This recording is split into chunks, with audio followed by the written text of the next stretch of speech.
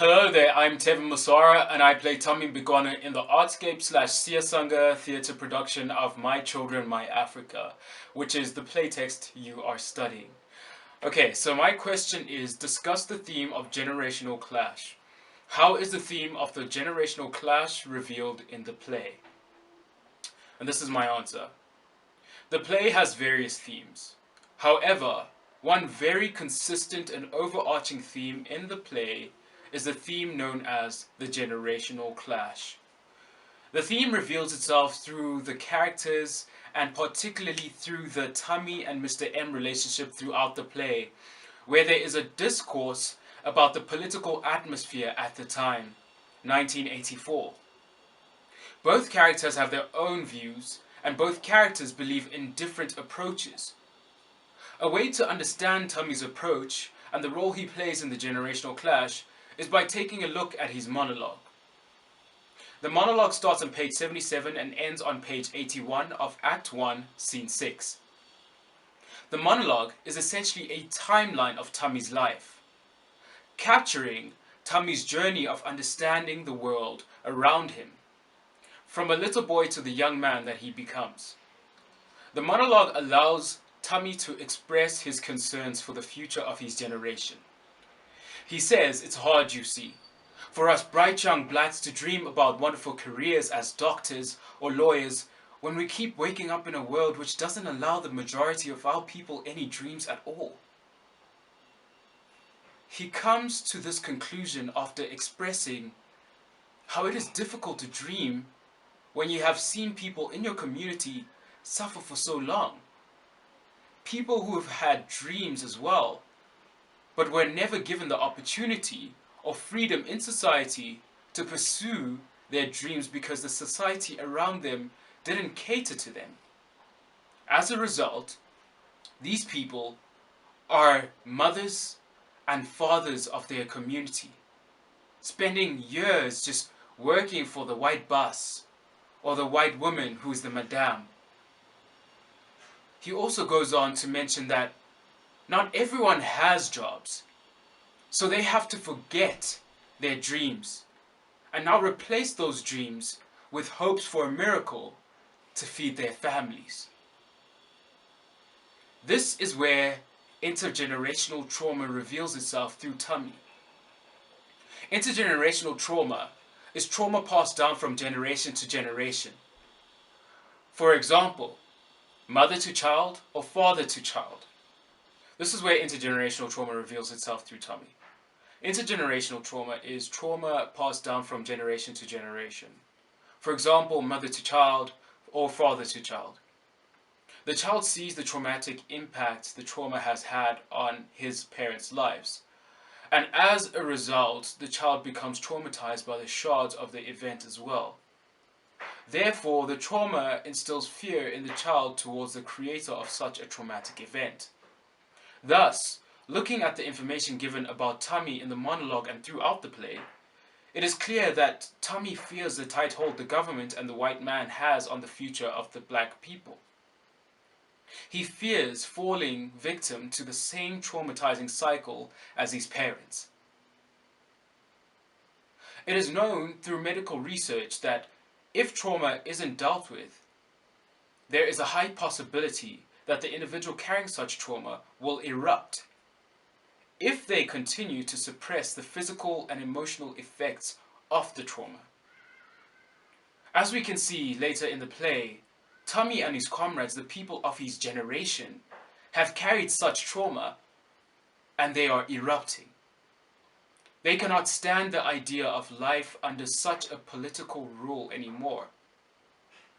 The play indicates that they believe that they need to fight for the future and that there is no way that they can fall under the same cycle of oppression and have their dreams become distant memories looking back from the future as many previous generations have done.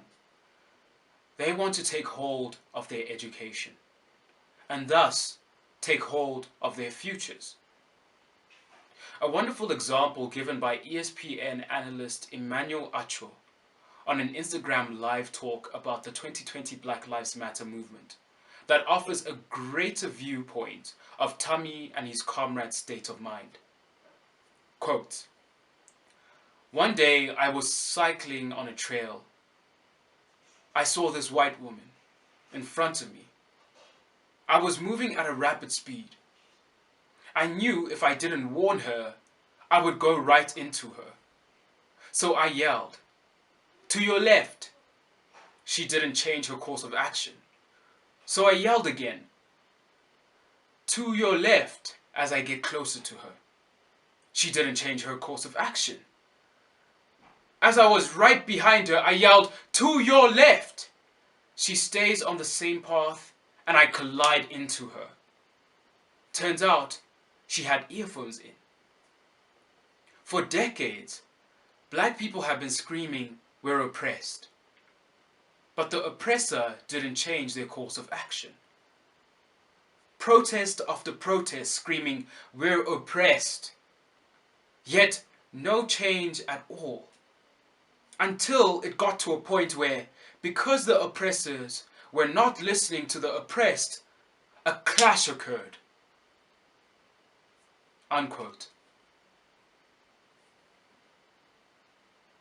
I'd like to refer to one of the 5 stages of grieving for death by Dr. Elizabeth Kerbel-Ross.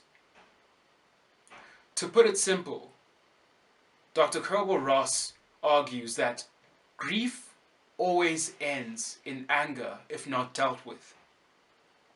This is where Tommy and his comrades are at play. They are very, very angry. This is where the generational conflict between Mr. M and Tommy becomes truly devastating. Mr. M believes Tommy should get an education and fight the system through using his intelligence and words. However, Tommy indicates to Mr. M that people have followed the route for years and it's gotten them nowhere. Tommy believes that Mr. M has old ideas and those old ideas are the reason why no change has occurred. Tommy and his comrades believe that they need to make a loud statement, march and fight for their rights. Before we move on, I would like to also quote the ending of Tommy's speech. "The time for whispering them now has passed. Tomorrow we start shouting." Mr. M's approach to the situation at hand is to deal with the oppressor the only way he knows how, and that's through words, through verbal challenges and responses, and not through violence. However, Tommy and his comrades believe that talking will only repeat the cycle of oppression. To get the oppressor to listen, you have to decentralize them, interrupt their roots, and they, Tommy and his comrades, believe that moving as one, shouting and creating havoc, will result in attention. It can be said that Mr. M's approach to dealing with the oppression is tainted by, or perhaps seen through a lens of trauma. However, the new generation, Tommy's generation, are tired of living in fear. Lastly, because Mr. M fears not only the oppressor, but what the oppressor is capable of doing to the children he tries to convince his especially bright scholar, friend as well as son figure, Tommy, that his, Mr. M's, views are the correct ones. Furthermore, he is willing to sabotage the young people's protest, thinking he will protect his students by putting himself in danger, by going to the police and defying the school boycott. The generational clash reaches a dreadful climax in Act 2, Scene 3, as Tommy tries to warn Mr. M. "They will kill you," on page 92, which inevitably leads to his death.